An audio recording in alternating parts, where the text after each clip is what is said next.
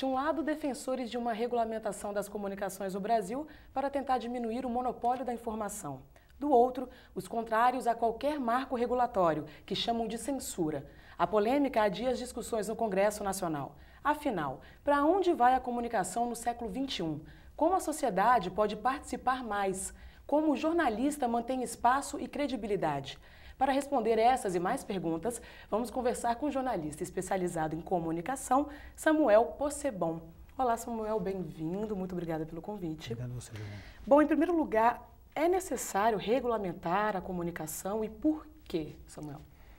Eu acho que o ponto central está num aspecto que você colocou na sua pergunta com relação ao futuro da comunicação.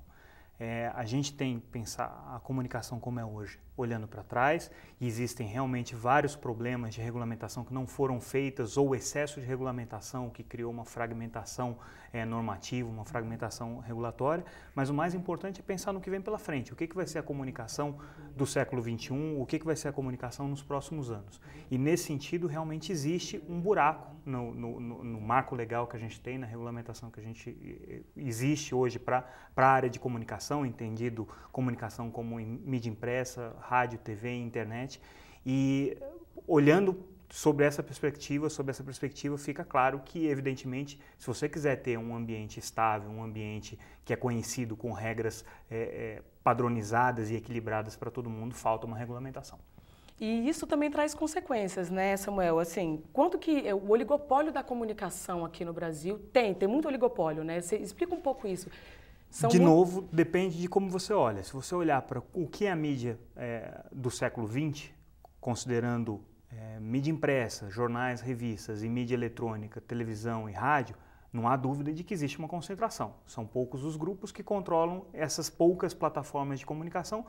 Por uma questão técnica, por uma questão econômica, as barreiras de entrada eram muito grandes, você precisava de outorgas, você precisava de espectro, uma série de coisas que hoje, na mídia do século XXI, não são mais necessárias. Hoje, com a internet, com o desenvolvimento das novas plataformas digitais, você não precisa mais das mesmas barreiras, vencer as mesmas barreiras para poder se comunicar, para poder chegar ao seu espectador, ao seu ouvinte, ao seu leitor. Então, se você olhar do ponto de vista do século XX, existe realmente uma concentração. E esse debate que se coloca é justamente como você desconcentrar a comunicação, a mídia do século XX. Se você olhar do ponto de vista da mídia do século XXI, essa concentração talvez não exista mais, mas ainda existem os grandes grupos econômicos, os grandes oligopólios de mídia, de comunicação, que procuram manter o seu status nesse novo ambiente digital. Isso afeta a democracia?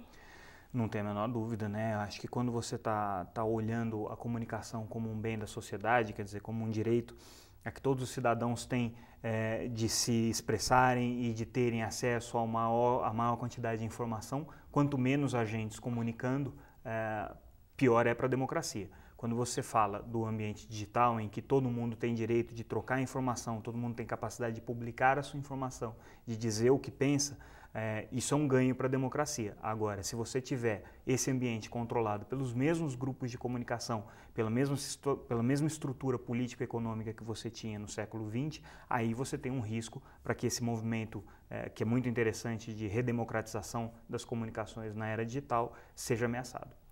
Assim, alguns jornalistas eles acabam obedecendo algumas, assim, as empresas, algumas leis das empresas, vamos supor, e acabam, assim, entrando num esquema que não pode falar mal do governo, o governo financia o jornal. Isso não é um tipo de censura atual? Esse é um problema que, academicamente, a gente costuma chamar de matriz ideológica, né? Quer dizer, você reproduzir aquilo que você acha, como jornalista, você reproduzir aquilo que você acha que o seu patrão se preocupe. Então, se o seu patrão tem um vínculo com o governo, seja por verbas publicitárias, você se policia a não falar mal do governo. Se o seu conglomerado de mídia, onde você trabalha, tem um vínculo com um determinado grupo econômico que você julga ser relevante para a sustentação daquele grupo econômico, você se policia para não falar mal daquilo. Esse é um problema, é um dilema ético que o jornalista tem que vive desde o século XIX, no século XX, vai continuar vivendo no século XXI, porque não se faz jornalismo sem dinheiro. Jornalistas precisam ganhar dinheiro, precisam ganhar salário, precisam comer, né? Jornalista não produz só por amor à arte. E, obviamente, essa equação econômica pesa muito no dia a dia da atividade jornalística.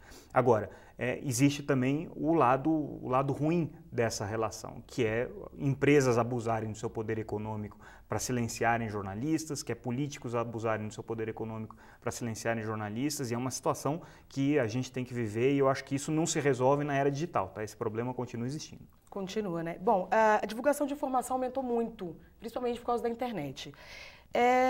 Que ficou mais difícil você saber o que você lê, se é verídico, se não é. E aí, como é que dentro disso a internet entra também na discussão da necessidade também de uma regulamentação? É uma questão, você tocou num ponto que é chave, que é o seguinte: num ambiente em que todo mundo tem acesso à publicação de informação, todo mundo tem, de alguma maneira, como publicar aquilo que pensa, aquilo que apura, aquilo que conhece, aquilo que fica sabendo, quanto que dessa informação é crível e não é crível. Esse é um problema que a internet traz, quer dizer, o que você lê na internet não necessariamente é verdade ou não necessariamente é fruto de uma apuração rigorosa como a boa prática jornalística determina. A partir daí, você afirmar que é necessário haver uma regulamentação da internet é complicado, porque daí você pode entrar no campo de cerceamento da liberdade de expressão das pessoas, você pode impor censura, você pode impor algumas limitações que justamente o que a internet tem de mais bonito é permitir que a informação flua. Então, essa é uma discussão que a sociedade tem que ter, que o Congresso tem que ter, eu acho que é um momento para que se tenha esse debate. Uhum. E última pergunta para a gente finalizar é como o jornalista pode manter a credibilidade e o espaço dele nesse tempo em que todo mundo tem blog e aí opina em várias redes sociais? O primeiro passo, sem dúvida, é o critério, é o rigor com que você apura a sua informação e você publica aquela informação. O que traz a informação jornalística credibilidade é o método. As pessoas sabem que você apurou uma informação, que você qualifica ela como o mais próximo possível da verdade, você está baseado em fatos, em documentos, em fontes primárias e secundárias, mas que são críveis, você deu a oportunidade para que o outro lado se manifeste e você publica. Não é simplesmente uma opinião que você tem. O jornalista, seja no século XX, seja no século XXI, seja no século XXII, continua responsável por isso. O mais complicado é justamente a equação financeira, porque hoje a equação financeira dos grupos de comunicação não sustenta mais o modelo antigo da comunicação, e isso é um debate que não está encerrado ainda. Tá ótimo, muito obrigada, Samuel, pela presença. E é isso aí, o programa fica por aqui, até a próxima.